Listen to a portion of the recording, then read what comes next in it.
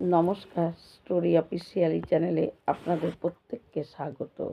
আমি আজকে মহাভারতের ভাগবত ধর্ম কী, রাজধর্ম কী, এই নিয়ে একটু কথা বলছি।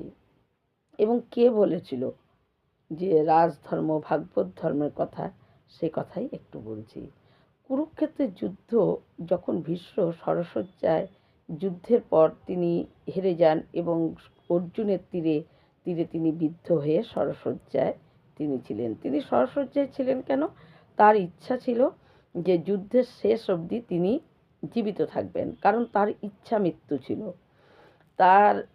তাকে যতই তীর মারা হোক না কেন, তিনি বরপ্রাপ্ত ছিলেন যে তার যতক্ষণ তার মন চাইবে না মৃত্যুর জন্য, যত কষ্টই হোক, যত তীরই বিদ্ধ হোক, তিনি মরবেন না। তাই তার যখন মন চাইবে যে এখন আমি প্রাণ ত্যাগ করব, তখনই সে তার প্রাণ মানে সে ত্যাগ করতে পারবে। তার সেই বরপ্রাপ্ত ছিল।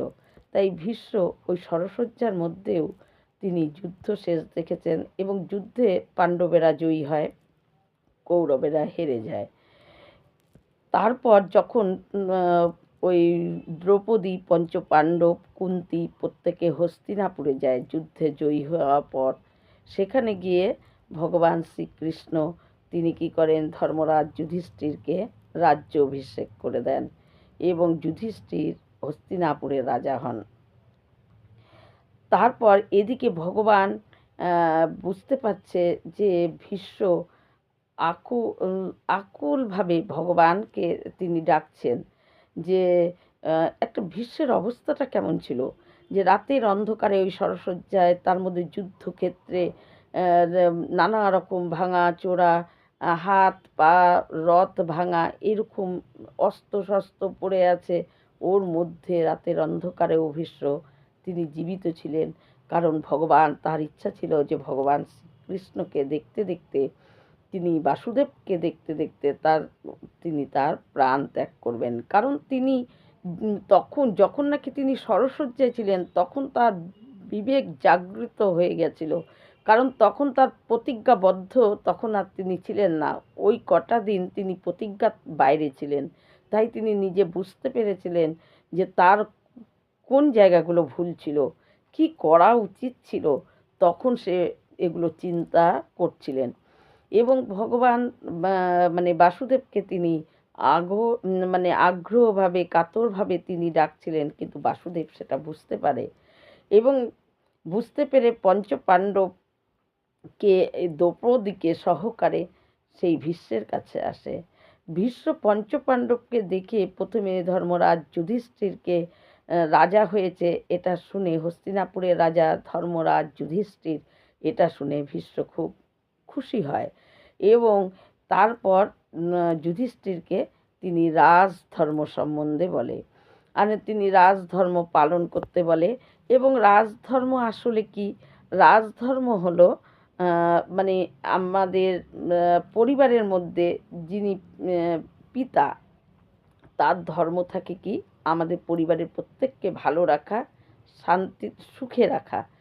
তাই একটা পিতার যেই ধর্ম পালন করে, একজন রাজা তার রাজ্যের প্রত্যেকটা মানুষের নিজেকে পিতা মনে করা উচিত এবং নিজেকে পিতা মনে করে প্রত্যেকের সুখ সুবিধা তার দেখা উচিত। তার জন্য যদি নিজের একটু কষ্ট হয়, সেটা মেনে নিয়েও তাদেরকে সুখে রাখাই হলো রাজধর্ম। রাজা নিজে সুখে থাকবে, প্রজারা কষ্টে আছে, এটা রাজধর্ম না।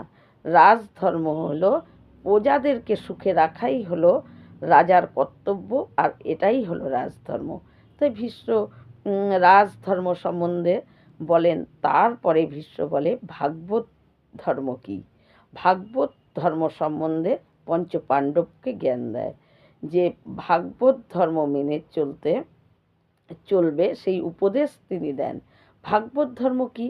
ভাগবত ধর্ম হলো যে আমরা যাই করি না কেন, আমরা যেটাই করি, হয়তো আমরা কোনো বাড়িতে হয়তো অষ্টপ্রহর নাম কীর্তন দিলাম 1 দিন 2 দিন বা 4 দিন ধরে, কিন্তু ওই যখন নাম কীর্তন সমাপ্ত হবে, তখন হাতে জল নিয়ে যে নাম কীর্তন মানে আয়োজন করেছে, যে নাকি ব্যয় করেছে, তার সব আয়োজন করেছে, তার কি করতে হবে? হাতে জল নিয়ে ভগবানের চরণে সেটাকে সমাপন করে দিতে হবে। যে এটাই হলো ভাগবত ধর্ম, যে আমরা যে কাজটাই করি না কেন সেই কাজটাই আমরা ভগবানের চরণে অর্পণ করে দেব, ভগবানের চরণে নিবেদন করে দেব যে আমি এই কাজটা করলাম, এই কাজের আমার পুণ্যই হোক, তার জন্য পাপই হোক, আর যাই হোক, আমি তোমার চরণে সেটাকে নিবেদন করে দিলাম। এবার ভগবান সেটাকে বুঝে নেবে, আমার পাপ পুণ্য সেটা ভগবান বুঝে নেবে। তাই এটা হলো ভাগবত ধর্ম। ভাগবত ধর্ম হলো এরকমই যে যে কোনো কাজ, তাই আমাদের প্রত্যেকটা মানুষের ভাগবত ধর্ম মেনে চলা উচিত। কারণ আমরাও জীবনে যেটাই করি না কেন, হয়তো কোনো বড় উৎসবই করতে লাগলাম, কোনো সময় হয়তো আমরা বাড়িতে মেয়ে ছেলের বিয়ে আয়োজন করলাম, কিন্তু সম্পূর্ণ আয়োজন ভগবানের চরণে সমাপন করে যদি আয়োজনটা করা যায়, তাতে যদি আমাদের কোনো দোষ ত্রুটি যাই হোক না কেন, সেটা আমরা ভগবানের চরণে দিলাম, তার জন্য আমার পুণ্য পাপ যাই হোক সেটা আমরা ভগবানের চরণে নিবেদন করে দিলাম। তাই যে কোনো কাজ করার পরে শেষের দিন হাতে জল নিয়ে বিষ্ণুর নামে সেটাকে বিষ্ণুর চরণে অর্পণ করে দিতে হয়। এটাই হলো ভাগবত ধর্ম। তারপর ভীষ্ম কী করে, পঞ্চপাণ্ডবকে বলে যে এবার তোমরা যাও, দূরে দাঁড়াও। বাসুদেব শ্রীকৃষ্ণকে ডাকে যে হে বাসুদেব কৃষ্ণ, আমার সামর্থ্য নাই যে ভগবান মাথার কাছে দাঁড়িয়েছিল যে আমি মাথা ঘুরিয়ে তোমার সঙ্গে কথা বলবো, তুমি আমার সামনে আসো। বাসুদেব শ্রীকৃষ্ণ তখন ভীষ্মের সামনে আসে এবং তখন ভীষ্ম প্রথমেই নিজেকে বলে যে হে বাসুদেব, আমার এই দুর্বুদ্ধি, নিজের বুদ্ধিকে ভীষ্ম কী বলছে? দুর্বুদ্ধি। কেন বলছে দুর্বুদ্ধি? ভীষ্মের কি দুর্বুদ্ধি ছিল?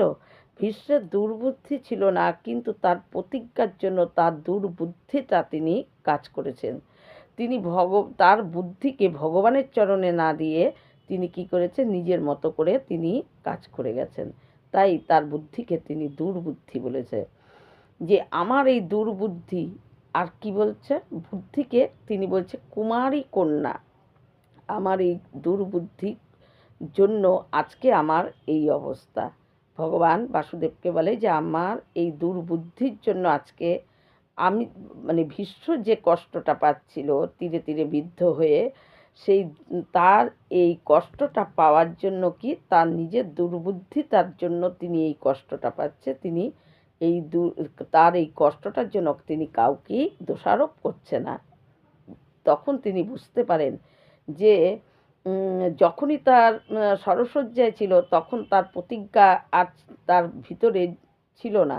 তাই সেই সময় তিনি অনেক চিন্তা করে করে তিনি নিজে বুঝতে পেরেছেন তার ভুল কোথায়, তার কোনটা ভুল হয়েছে, তখন তিনি সেটা বুঝতে পারেন।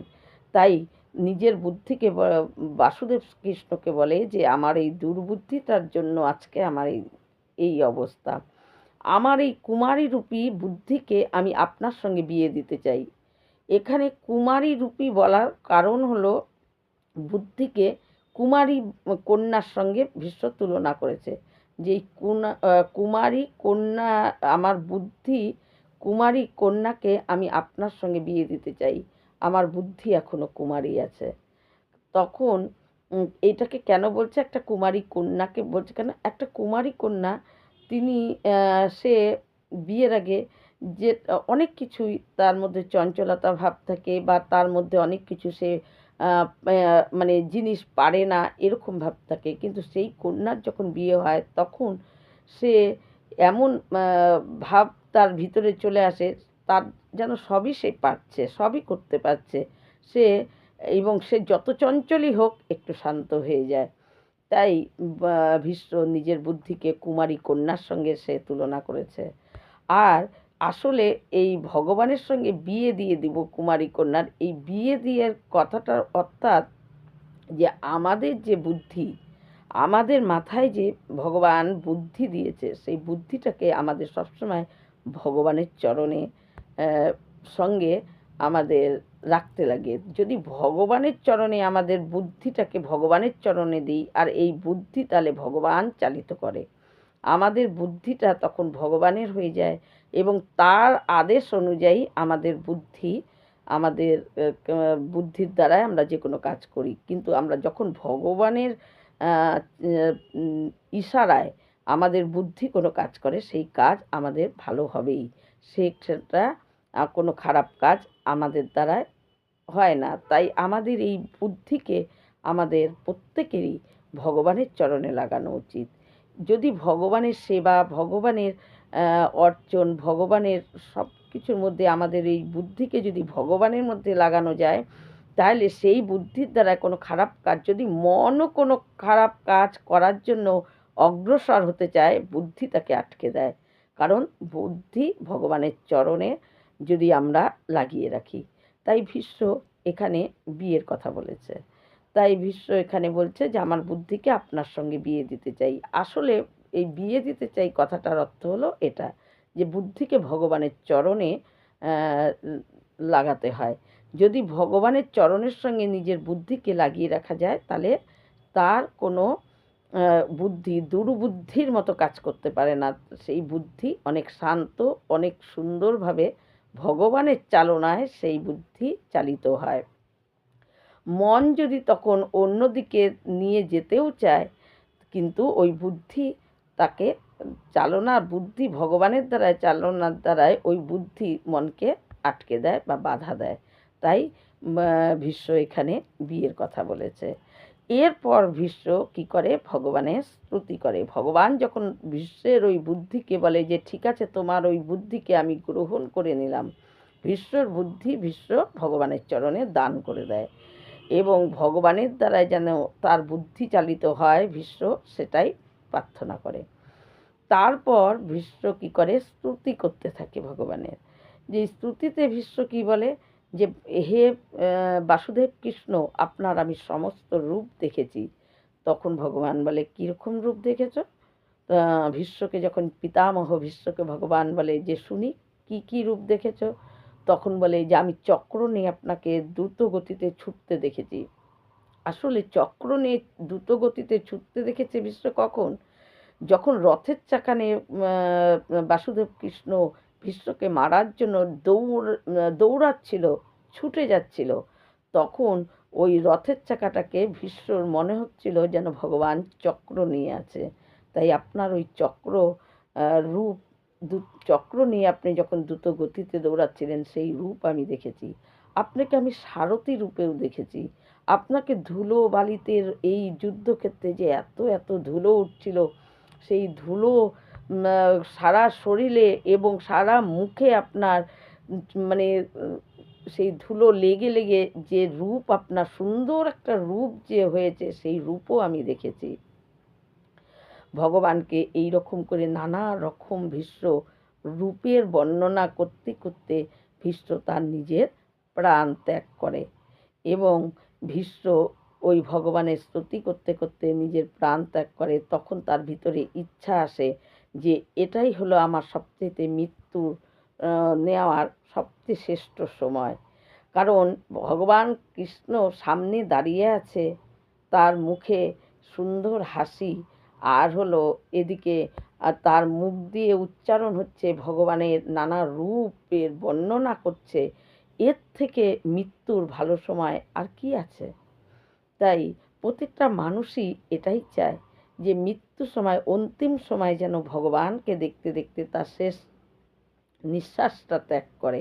তাই একমাত্র আমরা মানুষেরা এই সৌভাগ্য আমাদের আছে কি না জানি না, কিন্তু ভীষ্ম, পিতামহ ভীষ্ম, তার এই সৌভাগ্য হয়েছিল এবং তার এই সৌভাগ্যর জন্য তিনি মুখে ভগবানের নানা রকম রূপের বর্ণনা করছিলেন, আর ভগবান দুই চোখে দিয়ে তিনি ভগবানকেই ভালো করে দেখছিলেন। এইভাবে এর থেকে ভালো সময় আর মৃত্যুর অন্য কোনো সময় আসতেই পারে না। এটাই হলো মৃত্যু নেওয়ার সবচাইতে শ্রেষ্ঠ সময়। তাই তখন ভীষ্মর মন, তার ইচ্ছা মৃত্যুবৎ ছিল, তাই তখন তার মন মৃত্যুর ইচ্ছা করে এবং মৃত্যুর ইচ্ছা করাতেই ভীষ্ম সেই সময় তার শেষ নিঃশ্বাস ত্যাগ করে এবং ভগবানের চরণে তার আত্মা বিলীন হয়ে যায়।